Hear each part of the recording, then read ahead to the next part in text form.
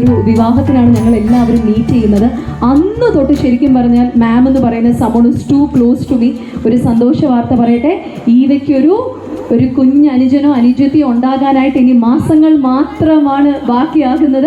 ആ ഒരു സന്തോഷം കൂടി ഈ ഒരു മൊമെൻറ്റിൽ ഞങ്ങൾ ഷെയർ ചെയ്യുകയാണ്.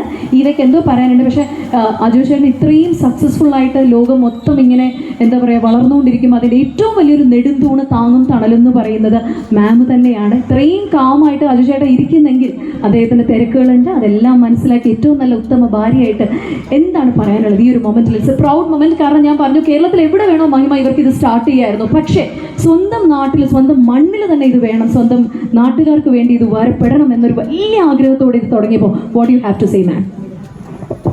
ഫസ്റ്റ് ഓഫ് ഓൾ ഞാൻ ഗോഡ് ഓൾമൈറ്റിക്കാണ് നന്ദി പറയുന്നത്. ഇത് 2-3 വർഷമായിട്ടുള്ള ഒരു ഒത്തിരി ആലോചിച്ച് ഒത്തിരി ഇതിൻ്റെ പുറകെ ഹാർഡ് വർക്കും ഒത്തിരി അങ്ങനെ ആക്കിയൊരു പ്രൊജക്റ്റാണിത്. പിന്നെ ഇവിടെ വന്നേക്കുന്ന എല്ലാ ഗസ്റ്റിനും ഒത്തിരി വെൽക്കം ചെയ്യുന്നു.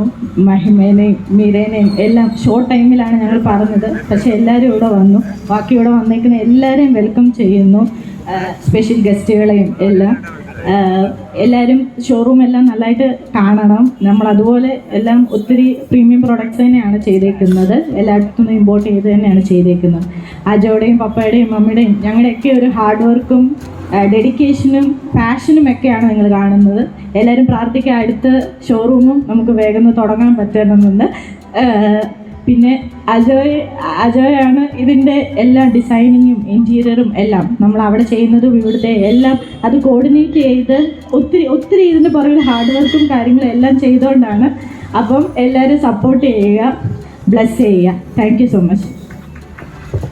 മഹിമ ഉള്ളത് കൊണ്ട് തന്നെ എന്തെങ്കിലും ഒരു 2 മിനിറ്റും കൂടെ ഉണ്ട്. മഹിമയോട് ചോദിക്കാൻ എന്തെങ്കിലും ഉണ്ടെങ്കിൽ ഒരു ചോദ്യം. കാരണം അടൂരിൽ മഹിമ ആദ്യമായിട്ടാണ് എത്തുന്നത്.